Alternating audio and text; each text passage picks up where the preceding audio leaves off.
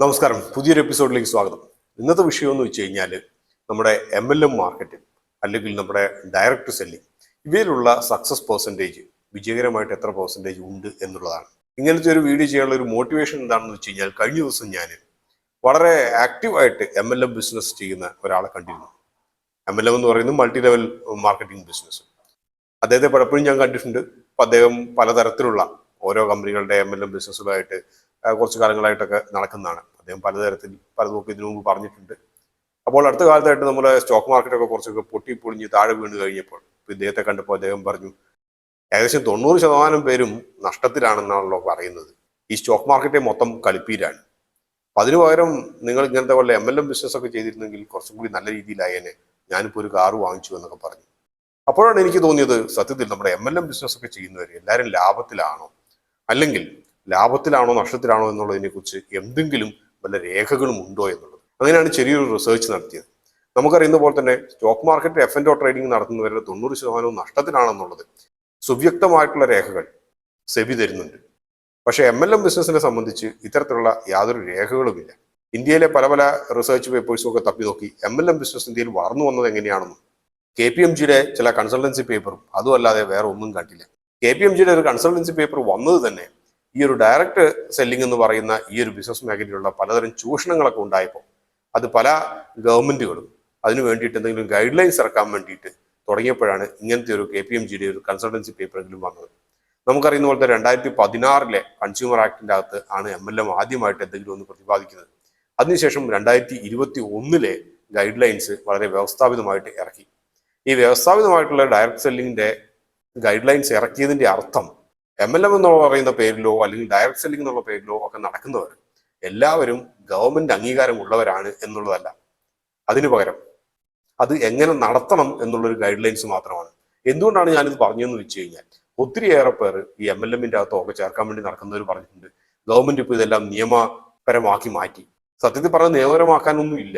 കാരണം ഈ പറഞ്ഞ മിക്ക ഡയറക്റ്റ് സെല്ലിംഗ് കമ്പനികളും അവയെല്ലാം ഓൾറെഡി ഒന്നുകിൽ പ്രൈവറ്റ് കമ്പനി ആയിട്ടൊക്കെ രജിസ്റ്റർ ചെയ്താണ്, അല്ലെങ്കിൽ LLP ആയിട്ടൊക്കെ രജിസ്റ്റർ ചെയ്താണ്. പക്ഷേ MLM ആയിട്ട് അല്ലെങ്കിൽ ഡയറക്റ്റ് സെല്ലിംഗ് കമ്പനികളായിട്ട് പ്രവർത്തിക്കുമ്പോൾ എത്തരത്തിൽ പ്രവർത്തിക്കണം, എന്തൊക്കെ ചെയ്യാൻ പാടും ചെയ്യാൻ പാടില്ല എന്നുള്ളതിനെ കുറിച്ചുള്ള നിബന്ധനകളാണ് കൊണ്ടുവന്നത്. പിന്നെയും പറയുകയാണെങ്കിൽ അത് കൊണ്ടുവന്നതോട് കൂടിയിട്ട് ഈ പറഞ്ഞ കമ്പനികൾക്കൊക്കെ ഒരു പരിധിവരെ കൂച്ചുവലം കിടുകയാണ് ചെയ്തത്. എങ്കിൽ പോലും അത് വായിച്ചു നോക്കുന്നവർക്ക് മനസ്സിലാവും പ്രത്യേകിച്ച് ഒന്നുമില്ല, കൺസ്യൂമർ പ്രൊട്ടക്ഷൻ ആക്ടും കൂടി അപ്ലൈ ചെയ്തു എന്നുള്ളതിൽ കറിഞ്ഞ് ഒന്നുമില്ല.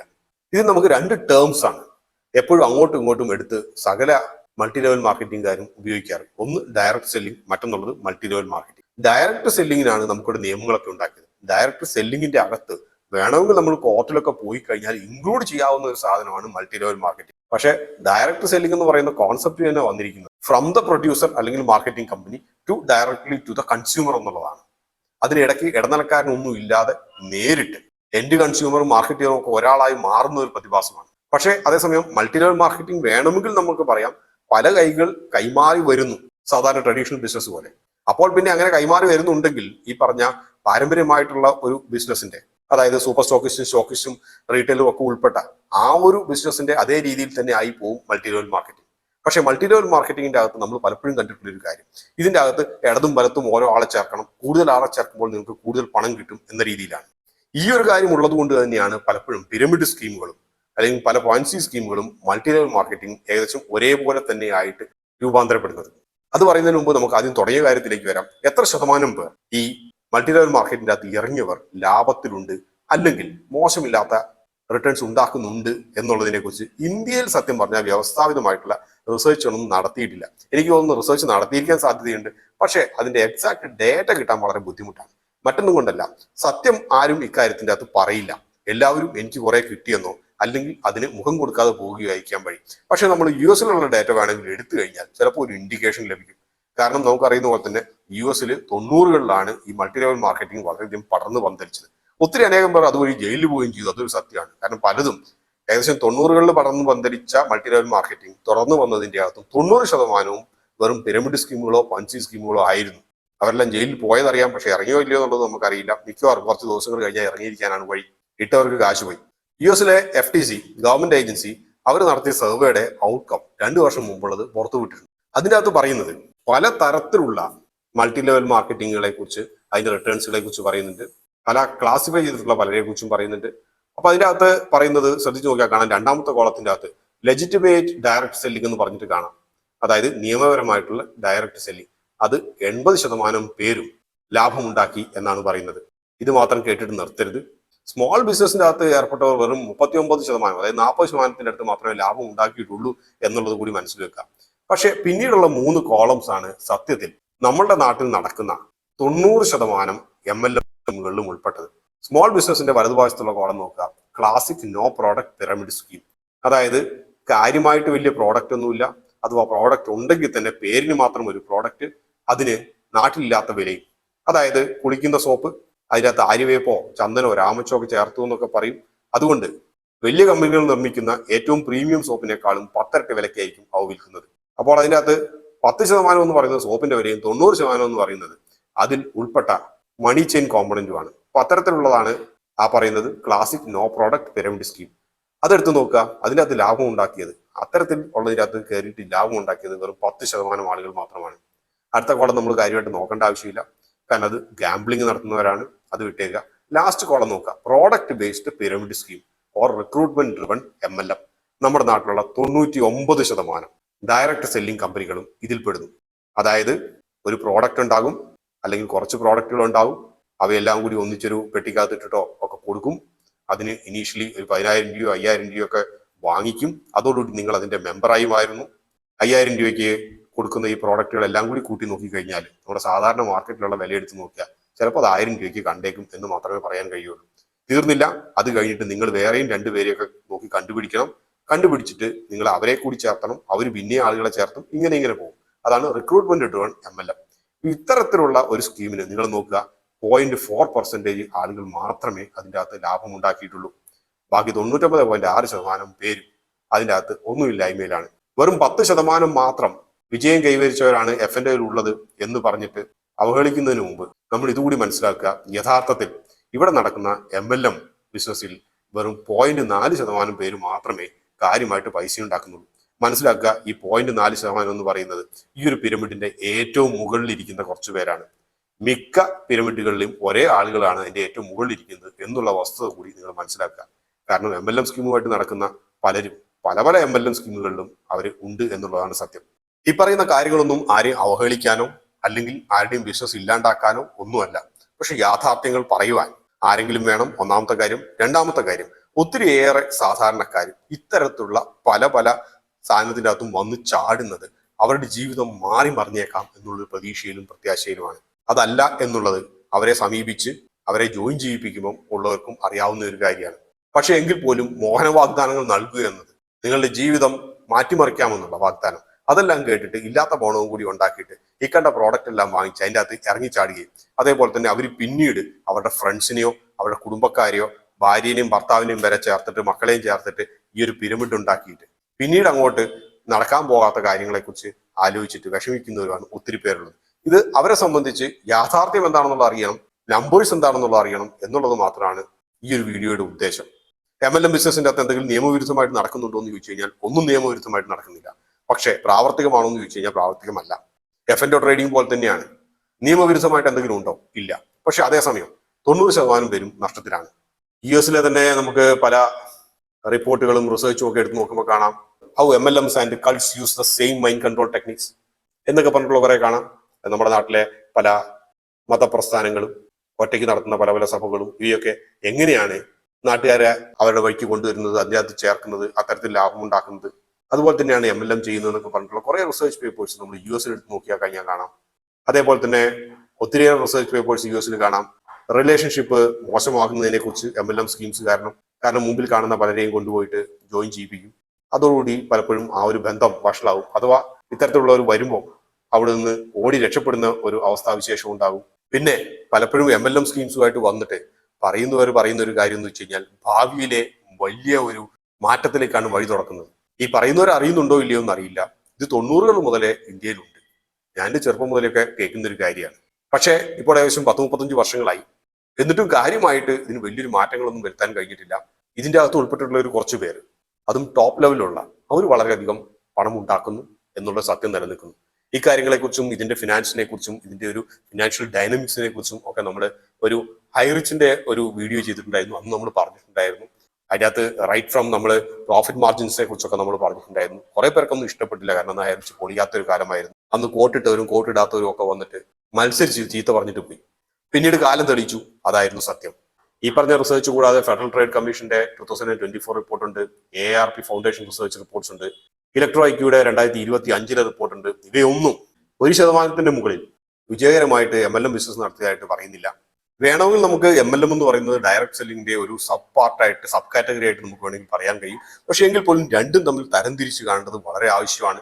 ഡയറക്ട് സെല്ലിംഗ് എന്ന് പറഞ്ഞു കഴിഞ്ഞാൽ നമുക്കൊരു പ്രോഡക്റ്റ് എവിടെ നിന്നെങ്കിലും ലഭിക്കുന്നു, അതിന്റെ ഒരു എൻഡ് യൂസർ നമ്മളാകാം, അല്ലെങ്കിൽ നമ്മൾ തന്നെ മറ്റൊരാൾക്ക് ആ നിശ്ചിതമായിട്ടുള്ള ഒരു മാർജിൻസിന്റെ അകത്ത് തന്നെ നമ്മൾ സെല് ചെയ്യുന്നു. ഉദാഹരണമായിട്ട് പറയുകയാണെങ്കിൽ നമുക്ക് ഒരു 100 രൂപ MRP ഉള്ള വിലയുള്ള ഒരു സാധനം നമുക്ക് 90 രൂപയ്ക്ക് ലഭിക്കുന്നു, 10% മാർജിൻസിന് ലഭിക്കുന്നു.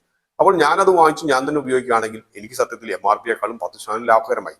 അതേസമയം ഞാനിത് മറ്റൊരാൾക്ക് കൊടുക്കുകയാണെങ്കിലും ഈ 10% എനിക്ക് കിട്ടുന്ന ലാഭം. അതേസമയം ഇക്കാര്യത്തിൻ്റെ അകത്ത് നമ്മൾ മനസ്സിലാക്കേണ്ട കാര്യം, ഡയറക്ട് സെല്ലിംഗ് മാത്രമായിട്ടിരിക്കുന്ന കമ്പനികളെ സംബന്ധിച്ച് അവർ കാര്യമായിട്ടുള്ള വലിയ മാർജിൻസ് ഒന്നും നൽകാറില്ല. വലിയ കമ്പനികളായിട്ടുള്ള ഹിന്ദുസ് അല്ലെങ്കിൽ HULO ITC ഒക്കെ കൊടുക്കുന്ന പോലത്തെ അത്രയൊക്കെ തന്നെയുള്ള മാർജിൻസേ നൽകാറുള്ളൂ. അതേസമയം മൾട്ടി ലെവൽ മാർക്കറ്റിംഗിന്റെ അകത്ത് ലക്ഷ്യം വെക്കുന്ന കമ്പനികൾ, അവർ ഈ ഡയറക്ട് സെല്ലിംഗ് കമ്പനികൾ, യഥാർത്ഥത്തിൽ ഡയറക്ട് സെല്ലിംഗ് മാത്രം ഉന്നം വെക്കുന്ന കമ്പനികൾ, അവർ 100 രൂപയ്ക്ക് കൊടുക്കുന്ന അതേ സാധനം അതിന്റെ വില 300 രൂപ ഇടുന്നു, എന്നിട്ട് 90 രൂപയ്ക്ക് നൽകുന്നു. ഇത് MRPക്ക് വിറ്റാൽ 300 രൂപയ്ക്ക് നിങ്ങൾക്ക് വിൽക്കാൻ കഴിയും, 210 രൂപ ലാഭം. പക്ഷേ ഈ 210 രൂപ നമുക്ക് ലാഭമായിട്ടല്ല കരുതേണ്ടത്. 210 രൂപ എന്ന് പറയുന്നത് ഇതിനകത്തെ മണി ചെയിൻ കോമ്പണന്റ് ആയിട്ടാണ് കരുതേണ്ടത്. എന്തുകൊണ്ടാണ് ഇത്രയും വലിയൊരു ലാഭം നൽകുന്നതെന്ന് വെച്ച് കഴിഞ്ഞാൽ, ഈ 210 രൂപ ലാഭം എന്ന് പറയുന്നതിന്റെ അകത്ത് ഇത് ഈ ഒരു പിരമിഡിന്റെ, അതായത് ഈ പിരമിഡ് പോലെ ഇരിക്കുന്ന ഇതിന്റെ മുകളിൽ മുതൽ താഴെ വരെയുള്ള എല്ലാവർക്കും വീതം വെച്ച് പോകാനുള്ള ഒരു പണമാണ്. ഡയറക്ട് സെല്ലിംഗിന്റെ അകത്ത് കമ്പനിയും ഈ എൻഡ് യൂസറും മാത്രമേ നിലനിൽക്കുന്നുള്ളൂ. അതേസമയം ഇതിന്റെ അകത്ത് മുകളിൽ മുതൽ താഴെയുള്ളവർക്ക് എല്ലാം വീതം വെച്ച് പോകാനുള്ളത്. അതുകൊണ്ട് തന്നെയാണ് പിരമിഡിന്റെ ഏറ്റവും മുകളിൽ ഇരിക്കുന്ന ആൾ അവർ വളരെയധികം കാശുണ്ടാക്കുന്നത്. കാരണം അവരെ സംബന്ധിച്ച് വോള്യൂം ഓഫ് സെയിൽസ് അണ്ടർന്ന് അവരുടെ എന്ന് പറയുന്നത് വളരെ കൂടുതലാണ്. ഇത് തന്നെയാണ് മണി ചെയിൻ പ്രൊപ്പഗേറ്റ് ചെയ്യുന്ന ഒരു രീതി.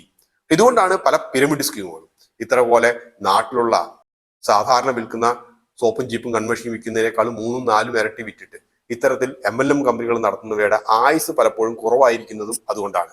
കാരണം ഇത്തരത്തിലുള്ളവർ ഇങ്ങനെ വിൽക്കുന്നത് മാത്രമല്ല, ഇക്കൂട്ടത്തിൽ നമ്മൾ റൈറ്റും ലെഫ്റ്റിലും ഓരോ വിങ് ഒക്കെ ഉണ്ടാക്കിയിട്ട് ആളെ ചേർത്തണമെന്ന് പറയുമ്പോൾ ഈ റിക്രൂട്ട്മെന്റിലാണ് കൂടുതൽ ശ്രദ്ധ കേന്ദ്രീകരിക്കുന്നത്. അഥവാ നിങ്ങൾ റിക്രൂട്ട്മെന്റ് നടത്തിയിട്ടില്ലെങ്കിൽ ഈ പറഞ്ഞ കാര്യമായിട്ടുള്ള യാതൊരു കാര്യവും യാതൊരു ബെനിഫിറ്റും നിങ്ങൾക്ക് ലഭിക്കില്ല. കാരണം എത്ര കാലം 100 രൂപ വിലയുള്ള സാധനം 300 രൂപയ്ക്ക് വാങ്ങിക്കാൻ വേണ്ടി നിങ്ങളുടെ അടുത്ത് നിന്ന് ആളുകൾ വരും? അല്ലെങ്കിൽ നിങ്ങൾ തന്നെ എത്ര കാലം വാങ്ങിക്കും? നിങ്ങളെ ട്രെയിൻ ചെയ്യുന്ന ട്രെയിനേഴ്സ് കോട്ടൊക്കെ ഇട്ടിട്ട് വന്നിട്ടാണെങ്കിൽ പോലും അവർ നിങ്ങളോട് പറയുമ്പോൾ ഇത്ര നല്ല പ്രോഡക്റ്റ് ആയിരക്കണക്കിനോ കോടിക്കണക്കിനോ രൂപ ചിലവഴിച്ച് റിസർച്ച് നടത്തിയിട്ട് വലിയ കമ്പനികൾക്ക് പോലും കണ്ടുപിടിക്കാത്ത പ്രോഡക്റ്റാണ് നമ്മൾ ഉണ്ടാക്കിയത്, അതുകൊണ്ട് ഇതിന് വില കൂടുമെന്ന് പറയുമ്പോൾ അത് എത്ര കാലം നിങ്ങൾ വിശ്വസിക്കും? മറ്റുള്ളവർ നിങ്ങളെ വിശ്വസിക്കും. 1-2 തവണ ചിലപ്പോൾ നിങ്ങളുടെ വില കൂടിയ ഈ ഒരു പ്രോഡക്റ്റ് അവർ വാങ്ങിച്ചേക്കാം. പക്ഷെ അത് കഴിഞ്ഞാൽ അവർ ഒന്നുമില്ലെങ്കിൽ നിങ്ങൾ വരുന്നത് കാണുമ്പോൾ വീട് കൂട്ടിയിട്ട് ഉള്ളിലിരിക്കും, അല്ലെങ്കിൽ നിങ്ങൾ വിളിക്കുമ്പോൾ ഫോൺ എടുത്തിട്ട് പറയും നിങ്ങൾ വിളിക്കുന്ന സബ്സ്ക്രൈബർ ഇപ്പോൾ പരിധിക്ക് പുറത്താണെന്ന് പറയും. അതോടുകൂടി ആ റിലേഷൻഷിപ്പും മോശമാവും. പിന്നെ വല്ല അപകടം പറ്റിയിട്ട് പോലും അവർ വിളിക്കാൻ പറ്റാത്ത അവസ്ഥയിലേക്ക് ഇത് ചെന്നെത്തിപ്പെടും. കുറച്ച് കാര്യങ്ങൾ മാത്രം ശ്രദ്ധിക്കുക. നിങ്ങളെടുത്ത് MLM പരിപാടികളോ ഡയറക്ട് സെല്ലിംഗ് എന്നുള്ള പേര്, ഈ 2 പേരുകളും ഓൾട്ടർനേറ്റീവ്ലി പറഞ്ഞിട്ട് വരുന്നതാണ് കാര്യം. വരുമ്പോൾ നിങ്ങൾ ഒരു കാര്യം ശ്രദ്ധിക്കുക. ഒന്നാമത്തെ കാര്യം, ഡയറക്ട് സെല്ലിംഗ് ആണോ മൾട്ടി ലെവൽ മാർക്കറ്റിംഗ് ആണോ എന്ന് ഇഴ കീറി നിങ്ങൾ പരിശോധിക്കുക. പ്രധാനപ്പെട്ട ഒരു കാര്യം, മൾട്ടി ലെവൽ മാർക്കറ്റിംഗുകാർ റിക്രൂട്ട്മെന്റിന്റെ മുകളിൽ വലിയ ത്രസ്റ്റ് കൊടുക്കുന്നുണ്ടെങ്കിൽ അക്കാര്യം മൾട്ടി ലെവൽ മാർക്കറ്റിംഗ് തന്നെയാണ്. അക്കാര്യം പിരമിഡ് സ്കീമുകളിലേക്കാണ് അവസാനിക്കാറ്. അത് വിട്ടേക്കുക. ഇതിൽ തന്നെ ചിലരുണ്ട്, അവര് നിങ്ങൾ ജോയിൻ ചെയ്തതിന് ശേഷം നിങ്ങൾ കൂടുതൽ ആളെ ചേർത്താലേ ബെനിഫിറ്റ് കിട്ടുള്ളൂ എന്നുള്ളൊരു കാര്യം അവർ പറയില്ല. കാരണം മറ്റൊന്നുമല്ല, ഈ പറഞ്ഞ ജോയിൻ ചെയ്യിക്കാൻ വന്ന അയാൾക്ക് ഒരാളെ കിട്ടണമെന്നുള്ളതാണ് ഏറ്റവും വലിയ ഉദ്ദേശം. അതുകൊണ്ട് വരുമ്പം ഇങ്ങനെയൊന്നും ജോയിൻ ചെയ്യിപ്പിക്കാൻ ഉള്ള ഒരു തത്രപ്പാടുണ്ടാകും. അത് നിങ്ങളുടെ ബാധ്യതയാണെന്നുള്ളത് പറയില്ല. ജോയിൻ ചെയ്യിപ്പിക്കണമെങ്കിൽ ജോയിൻ ചെയ്യിപ്പിക്കാം, ചെയ്തിട്ടില്ലെങ്കിലും കുഴപ്പമില്ല എന്നൊക്കെ രീതിയിലായിരിക്കും പറയാം. പക്ഷെ നിങ്ങൾ ആലോചിച്ച് നോക്കുക, ആ കമ്പനിയുടെ വെബ്സൈറ്റിൽ ചെന്ന് നോക്കുക, നിങ്ങൾ ആലോചിച്ച് നോക്കുക. ഇതിന് മുമ്പുള്ള പല മീറ്റിങ്ങുകളിലൊക്കെ പിടിച്ചു കൊണ്ടുവന്ന ശീലമൊക്കെ ഉണ്ട്. അങ്ങനെ ചെന്ന് ചോദിച്ചു കഴിയുമ്പോൾ വ്യവസ്ഥാപിതമായ രീതിയിൽ നിങ്ങൾ ചോദിച്ചു മനസ്സിലാക്കുക, ഇതിനകത്ത് ആളെ ചേർക്കേണ്ട ആവശ്യമുണ്ടോ ഇല്ലയോ, ആളെ ചേർക്കാണ്ടിരുന്നു കഴിഞ്ഞാൽ നിങ്ങൾക്ക് എന്തുമാത്രം റിട്ടേൺസ് ലഭിക്കും എന്നുള്ള ഒരു കാര്യം. രണ്ടാമത്തെ കാര്യം, നിങ്ങൾ ഈ തരുന്ന പ്രോഡക്റ്റ് അല്ലെങ്കിൽ പ്രോഡക്റ്റ് കിറ്റൊക്കെയാണ് തരുന്നതെങ്കിൽ ആ പ്രോഡക്റ്റിന്റെ അകത്തുള്ള സാധനങ്ങളെല്ലാം നിങ്ങൾ പുറത്തെടുത്ത് വെച്ച് പരിശോധിക്കുക, ഇതിന് എന്താണ് വില.